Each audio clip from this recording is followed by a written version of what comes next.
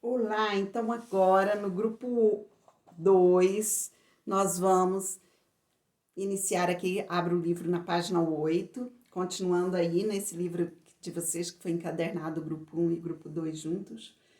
Então nós vamos estudar hoje uma narrativa, mas agora a gente precisa acelerar um pouquinho mais, então vamos trabalhar vários textos, primeiro para a gente entender o que vamos estudar no grupo 2. E aí, depois, a gente vai dar continuidade ao nosso. A nossa narrativa aqui. Então, vamos lá. O que nós vamos trabalhar? Nós vamos trabalhar o campo e a cidade. Gente, a natureza é muito importante e nós devemos cuidar da natureza, tanto no campo quanto na cidade. Olha só, a natureza está presente em todos os espaços em que vivemos e devemos preservá-la e respeitá-la. Se enquanto eu estou no campo eu tenho muito contato com a natureza, eu devo respeitá-la, lá talvez seja o melhor lugar para que eu aprenda a cuidar da natureza, amá-la e respeitá-la. Quando eu estou na cidade, eu preciso de uma água limpa, eu preciso de um ar puro para respirar. Então eu preciso dos parques, eu preciso dos rios, eu preciso do canto das aves para me tranquilizar, enfim, ou para que eu aprecie a beleza e me inspire na arte. Enfim, eu preciso de tudo ligado à natureza. Então precisamos cuidar muito bem. Aqui no livro, ele traz uma conversa, um diálogo entre o Lucas e a Melissa. E os dois, eles estão discutindo se é importante viver no campo ou na cidade. Qual o lugar melhor para se viver? Vamos lá? Me acompanha aí. O Lucas diz: Melissa, você gosta de ir para a casa dos seus avós? Eles moram no campo, não é? Eu adoro, Lucas. Por mim, eu até moraria lá. Gosto daquela vida natural e mais sossegada. Aqui, o Lucas responde: eu não. Gosto mesmo da cidade. Tem mais coisa para ver e para fazer. Você está bem enganado, Lucas. No campo é que tem diversão o dia todo. Meus primos e eu brincamos com os animais, subimos em árvores, andamos descalços, pegamos trilha para chegar à cachoeira. E você, o que faz na cidade? Ah, eu jogo bola. Eu jogo bola, videogame, ando de skate e às vezes vou ao shopping. Você precisa saber que eu sinto quando vou à roça. Quer ir comigo qualquer dia? Quem sabe eu mudo de ideia. Pelo que você fala, deve ser bem gostoso. Aí a Melissa conclui: na cidade eu faço coisas importantes, como ir à escola, às compras, ao médico e brincar, mas dentro de casa. Mas no campo é que me sinto mais livre. Na verdade, Lucas, o que você precisa entender é que a vida no campo é diferente da vida na cidade, mas quem vive em um lugar precisa muito do outro. E foi isso que a gente viu. A gente mora na cidade e depende do campo, de tudo que é produzido, de todas as atividades desenvolvidas no campo. E quem vive no campo depende do trabalho que é desenvolvido na cidade, dos supermercados, dos médicos, dos professores, das escolas, das fábricas. Então a gente vive num lugar, mas a gente depende do outro. Então a gente tem que cuidar de todos os lugares. Vou ler um texto, uma fábula. Lembra do Esopo, que a gente estudou na aula passada, que foi o pai da fábula? Então, essa fábula foi atribuída ao Esopo, que é aqui, ó, o rato do campo e o rato da cidade. Então, eram dois ratinhos e um dia um ratinho da cidade foi visitar o rato do campo. Vamos ver o que acontece? Acompanha essa leitura. Vamos treinar só para ouvir, eu não escrevi nada ali. Era uma vez um rato que morava na cidade, que foi visitar um primo que vivia no campo. O rato do campo era um pouco arrogante, mas gostava muito do primo e recebeu-o com muita satisfação.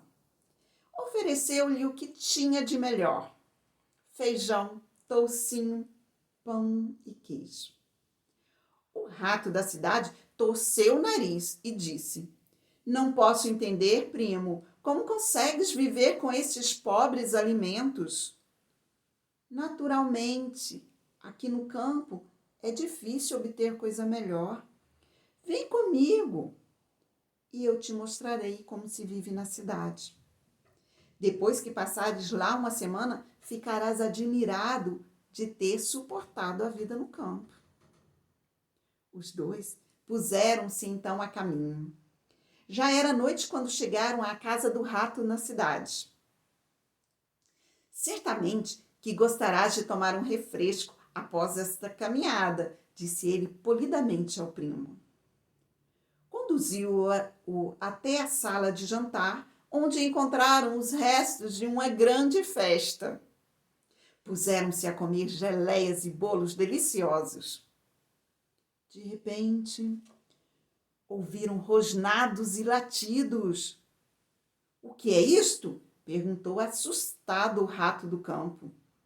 São simplesmente os cães da casa, respondeu o da cidade. Simplesmente não gosto desta música durante o meu jantar. Neste momento, a porta abriu-se e apareceram dois enormes cães. Os ratos tiveram que fugir a toda pressa. Adeus, primo, disse o rato da cidade. Vou voltar para minha casa no campo. Já vais tão cedo? Perguntou o da cidade. Sim, já vou e não pretendo voltar, concluiu o primeiro. Moral da história: mais vale uma vida modesta com paz e sossego que todo o luxo do mundo com perigos e preocupações. Enfim, lembra que a fábula a gente pode interpretar de várias formas? Então, aí está falando valorizando a vida modesta da cidade. Mas o que eu tenho para falar para vocês é que o rato da cidade não quer viver no campo, porque ele gosta daquela vida agitada que ele tem na cidade, e aí ele prefere bem mais aquela vida na cidade, mesmo com os riscos que o rato do campo acredita que há ali na cidade e que não tenha no campo. Então, paramos essa reflexão por aqui e finalizo dizendo que no campo ou na cidade, nossa casa é um dos melhores lugares do mundo. Não existe lugar no mundo melhor do que nossa cidade. A gente viaja, vai para um hotel, fica num hotel lindo, lindo, pode ir para um resort, o melhor que tem. Ai, mas quando chega o dia de voltar em casa, você fala assim, eu nem queria voltar, eu podia viver aqui, enfim. Mas enquanto você chega na sua casa, que cheirinho bom, que coisa boa ter voltado na casa, deita na cama. Então, gente, o melhor lugar do mundo é a nossa casa. Vamos valorizar a nossa casa, o lugar onde que a gente vive, seja lá no campo, seja na cidade, seja uma casa linda, seja uma casa humilde, uma casa mais modesta. Vamos, nosso lugar é o melhor lugar do mundo. A nossa casa é a mais bela de todas. É lá que tem a minha história. É lá que eu sou feliz. Aqui no livro traz uma outra história, havia me esquecido, relatando isso. Vamos lá, página 10. Olha esse cenário. Aqui eu tenho a arara azul. Ela está solta, livre, presa numa gaiola. Olhando da janela, ela está dentro de um apartamento em Nova York e ela olha para fora, para o céu. E olha só, essa é a história do Félix. Acompanhe no livro de vocês.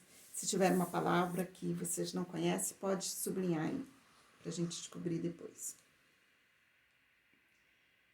Voando para casa. Félix é um pássaro azul e amarelo, proveniente do Brasil, que vive com a família Baxter em Nova York. A sua nova casa é uma enorme gaiola colocada junto a uma janela do 40º andar em que a família habita. Félix gosta dos Baxter e os Baxter gostam dele. Alimentam-no, falam com ele e apresentam-no a todos os seus amigos.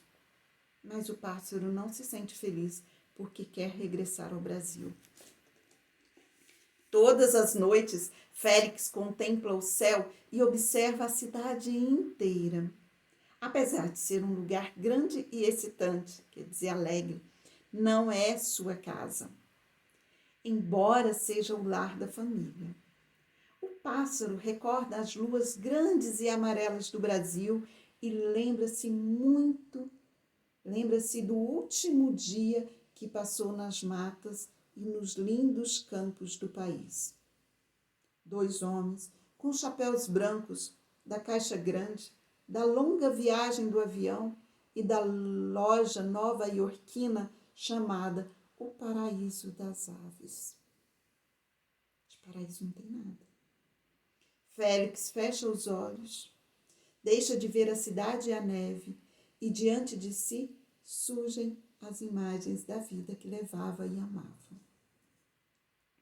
Quero ir para junto da minha família, pensa. Quero voar para casa, ir para o meu lugar. Lá faz sempre calor e as aves são verdes durante todo o ano. Então, gente, Félix ele foi capturado por traficantes de aves e foi levado para fora do país, né, por esse tráfico de animais que a gente sabe que existe na nossa região, cheio de gente prendendo aves em gaiolas, e eu fico muito triste com isso. E aí foi vendido e parou numa loja em Nova York, por ironia, né, chamada Paraíso dos Pássaros. Como paraíso? Preso na gaiola, tirou a liberdade dessa ave. Então, de paraíso não tem nada. E aí, eu quero que você, então, dê a liberdade para o Félix. Ilustre o Félix aqui nesse espaço, antes de ser capturado pelos traficantes de animais. E dê um título para esse ambiente do Félix, tá? Faça esse desenho bem bonito. Pode usar a técnica que você quiser, se quiser usar jornal, repicar jornal para fazer. Se quiser usar aquele pontilismo que a gente vai... com pontinhos ali, a gente vai fazendo a ave. Faça a técnica que você quiser. Se quiser usar tinta, só faça numa folha separada e depois que secar, você cola no livro, tá? Faça o que você quiser, canetinha. Aí, canetinha, eu vou te pedir para fazer na folha separada e colar no livro também, tá? Use a sua imaginação aí e faça esse lugar onde o Félix vivia antes. Vamos lá para o texto agora? 1000 Pássaros pelo Céu. Gente, esse é mais um texto da Ruth Rocha, né? Nossa paulistana, nasceu em São Paulo, mais de 100 livros publicados. O livro mais conhecido é Marcelo Marmelo Martelo. E aí, a Ruth, muito querida, que vocês conhecem, as histórias dela. Eu vou ler o texto dela, só que tem uma narrativa que a própria Ruth faz, junto com o grupo Palavra Cantada, que eu amo, e aí tem música e tem a voz da Ruth Rocha. Então, gente, a história contada pelo escritor é fantástica. Então, eu vou deixar o link lá no grupo, e se vocês quiserem ouvir, e acho que devem ouvir, a vozinha da Ruth Rocha. Então, vamos lá. Eu não coloquei o livro, eu vou virar para mim e vou dizer o seguinte: anotem as palavras que vocês não conhecem. 1000 Pássaros pelos Céus. Muita atenção, porque a gente vai interpretar esse texto. Na cidade pequenina, por nome de Passaredo, 1000 pássaros pelo céu voam por sobre o alvoredo. Cardeais e beijas-flores, cambaxirras, colibris, pichoxós, e tico-ticos, azulões e bentivis, pitacilgos, canarinhos, pica-paus e juritis. Mas um dia, que surpresa! Os pássaros se juntaram todos na praça da igreja e para longe voaram. O povo pergunta: o que aconteceu? Para onde se foram voando no céu? Não voltam? Que coisa! Que grande tristeza! Sem eles no espaço se acaba a beleza. Perguntem aos sábios, chamem professores, convoquem os mestres, consultem doutores. Então, procuraram o doutor Andrade, o sábio mais sábio daquela cidade, que logo se dispôs a estudar o caso com boa vontade. O doutor Andrade, o sábio mais sábio de toda a cidade, com blocos de nota e uma caneta, com muita ciência e uma luneta, imediatamente no seu balão partiu para cumprir a sua missão. Depois de estudar com todo o cuidado, de observar e ter julgado, voltando para a terra, peremptório, foi logo afirmando ao auditório. Então, peremptório é determinante. Ele tinha certeza do que ele estava falando. Vou fazer o meu relatório. Cidade de Passaredo, 1900 e tal. Tenho a honra de dizer que já descobri o mal que aflige toda a cidade numa tristeza geral. Saibam vossas excelências, cada coisa tem seu par. Não há futebol sem bola, não há pé sem calcanhar. As flores têm o seu perfume, os peixes têm o seu mar. Os passarinhos precisavam de som que vivem no ar. Em toda a nossa cidade já não se ouvem canções, não há música nas praças para alegrar os corações. Toquemos, portanto, nossos instrumentos, que os pássaros voltam em poucos momentos. Então, um jovem, sem esperar, seu violino pôs-se a tocar. E um cavaleiro trouxe ligeiro seu rabecão, e com o violino logo tocaram linda canção. E o saxofone veio chegando, entrou na música harmonizando. E veio o tambor com sua baqueta, e veio a flauta e a clarineta, veio a viola, veio a trombeta, e veio o bumbo com seu som rude e os sons suaves do alaúde, trazendo ao povo muita alegria e esperança de um novo dia. Pouco a pouco, as aves foram voltando. E a música que tocava cada vez ia aumentando, acompanhando a alegria dos passarinhos chegando. E agora, nessa cidade, por nome de Passaredo, 1000 pássaros pelos céus voam por sobre o alvoredo.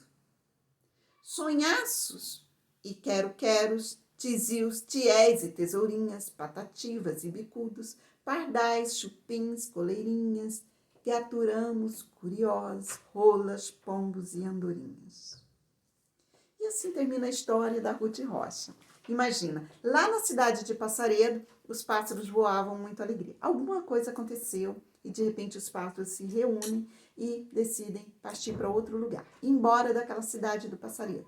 A população não gostou nem um pouco, ficou muito entristecida e quis chamar os especialistas para descobrir o que havia acontecido. Então consultaram o doutor Andrade. Doutor Andrade era o sábio da cidade.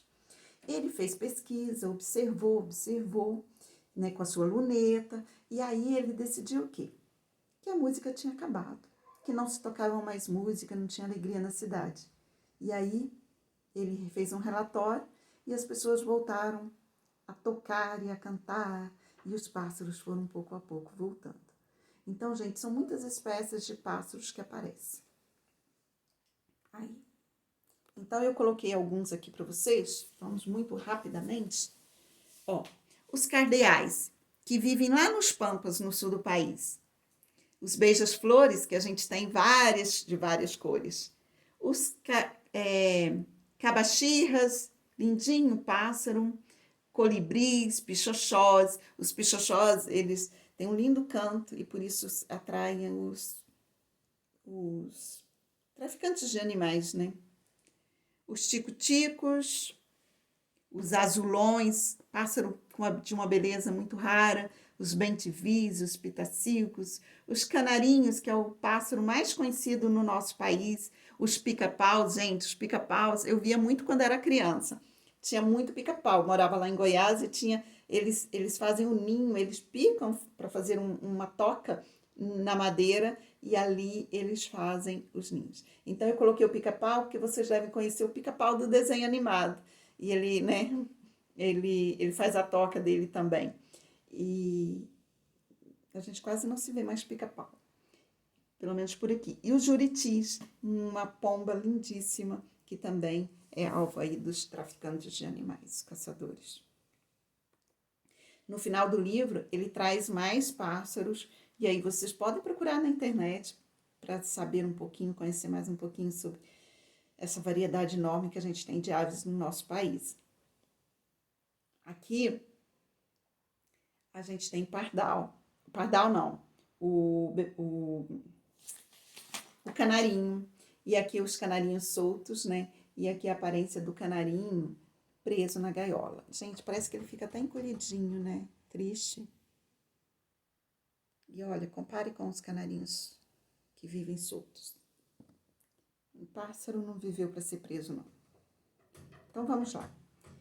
As várias, no livro, na página 14, mostra os vários instrumentos musicais. Também deu uma parada.